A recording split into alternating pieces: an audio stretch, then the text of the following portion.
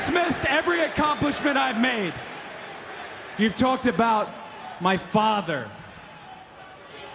Well, you call me an entitled millennial, I call you a carny succubus, because the dirty secret about you, the dirty secret is you need this generation more than it needs you. What up, y'all? It's KMB, the Sexy Ninja, in the place to be for our Paper Saber universe, and this is the New World Podcast, brother. We're talking about SmackDown, July 25th, 2025, Wade and Joe One commentary in Cleveland, and we started off on a sad note.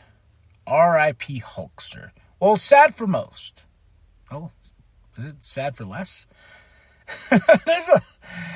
This with Ozzy passing away and everything, and Mr. Theo, I know that's not his real name, but with 3 deaths in this week and stuff like that, it was just shocking. You know what I mean? And Ozzy was like, I was ever being, my jaw dropped. I was like, man, I thought Ozzy was gonna outlive everybody, you know. And then I was about to go to work, and my wife was watching the news, and it's just breaking news. I was like, it's always breaking news. And it's like Hulk Hogan passed away, and I was like, oh, you know. And there was, I was a Hulkster. You know, I was part of the Hulkamaniacs, man, as a kid. Part of my childhood, man. I you know, eat your vitamins, say your prayers, and all this and that. And then, of course, as we grow up and we kind of realize our hero's not the hero we thought he was, you know. But at the same time, you can't really take that away from the legacy that Hulk Hogan made. You know, being the biggest star in pro wrestling, most recognizable. You say Hulk Hogan, someone knows who he is, even though, you know, he's done movies and stuff, not great movies, but it was just like, oh shit, Hulk Hogan's passed away. 71, right?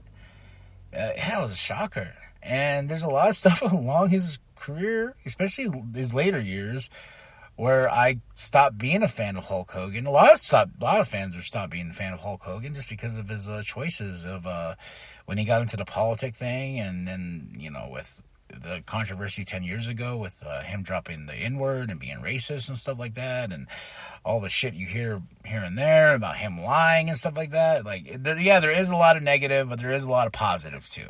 So I don't know how you feel about Hulk Hogan, but for me, it's like, whoa, shit, part of my childhood is gone.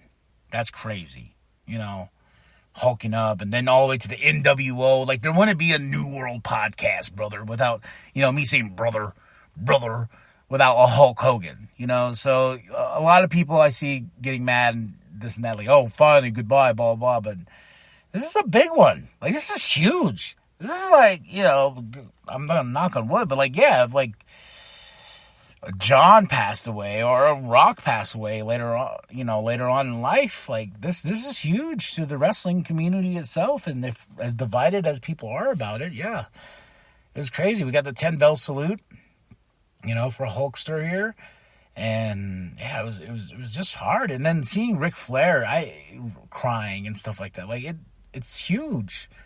You know, you can't take that away, no matter how you feel about it. And I see people like, oh, good God, he can't say the N-word no more, or oh, blah. It's like, okay, man, the dude's dead now, so there's really not much he can do, and I don't ever want to disparage the dead. You know, as much as I had my problems with Hulk Hogan, and as, you know, like I said, he's a huge name in wrestling, but R.I.P. Hulkster. That's all I'm going to say. R.I.P. Hulkster.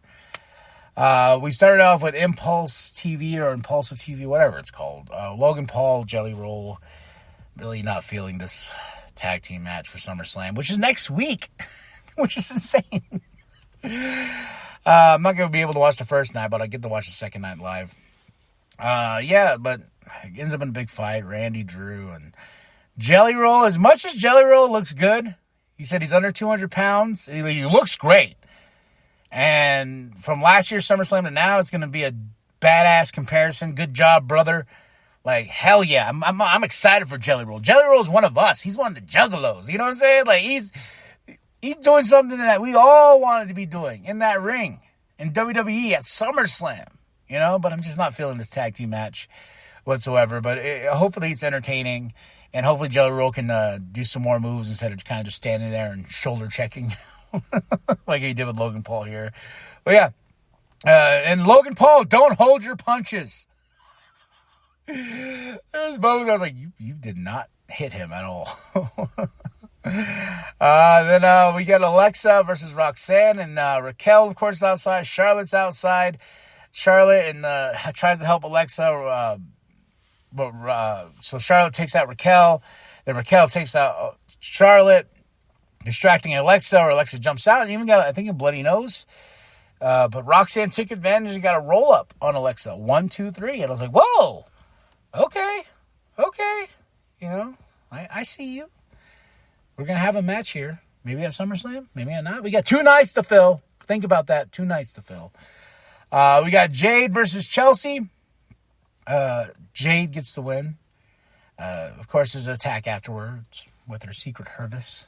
Tiffy for the save. I was like, woo, Tiffy. But I'm like, why are you saving Jade? You're facing her next week. Is it just a face thing? I guess. But of course, Jade picks up the championship, and Tiffy's like, what are you doing? Don't do that. We get Cody. And this is my moment of the night, because I really am like, I was like listening to what he was saying. And he says, John, I want the real John Cena at SummerSlam. I want him talking to Stu at the camera. I want the championship the right way. I want the real John Cena running down to the ring. So is the real John Cena going to come out? The John Cena we've all beloved? Is Cody going to beat the hell out of him to make him a babyface again? A lot's going to happen at the SummerSlam. And I'm very interested. John doesn't have that many dates left. So the real John Cena, when he said that, I was like, oh, he goes, I want you out here. I want us to beat the hustle, loyalty, and respect out of each other. And I'm like, all right. What do we got cooking? What's cooking in the pot? I can smell it. Let's see what we got there. Miz versus Fatu. He thinks he's going to win. Jacob's going to win. But of course, Solo's out there. His MFTs. So he tries to take out Solo, chair in the corner in his face. But the MFTs are too strong, and they beat down Jacob Fatu. So we're building the SummerSlam, folks. But everything just felt really rushed, because they did take a good 30 minutes out of the show now that the show's 2 hours. I think things would have been drawn out more, but, you know, with the Hulk thing taking up some time, Impulsive TV, or Impulse TV, I don't know. But, you know, so everything kind of felt rushed. Then we get the Wyatt Six versus Andrade and Rey Fenix. This was a fun-ass match, my match of the night. And also another moment of the night, because it just ends in a DQ, because Nikki pulled the ref, ding, ding, ding, DQ. But then Fraxium, Motor City Machine Guns, the Street Profits, DIY, they're all coming out and beating the shit out of each other. Boom, boom, boom, boom, boom. And Nick's like, you know what? I've had enough. All of you, all 6 teams at SummerSlam, we're going to hang the titles high. And at SummerSlam, it's going to be a TLC match. I was like, holy guacamole, are you serious? Are we serious? Because I'm curious. Oh, hell yeah. 6-man tag at SummerSlam. Let's go! In a TLC match. So that got me excited. This SummerSlam card's warming up. And I'm very excited. It's been a while since I've been excited about a WWE show. So, all right, y'all. Well, that's SmackDown, July 25th, 2025. Wade, Joe, and commentary in Cleveland. RIP Hulkster one more time. And then match of the night, Wyatt Six versus Andrade and Rey Fenix. And moment of the night was Cody talking about the real John Cena. And second moment of the night is all the chaos to end the show. Thank you, Nick Aldis. All right, y'all. Drop those comments below. Hit that like, hit that subscribe. Share it with your grandma. Share the bum down at Walmart. I am KMB the Sexy Ninja. And remember that the New World Podcast is for life. Yesterday, we lost one of the biggest and most globally recognized icons in the world.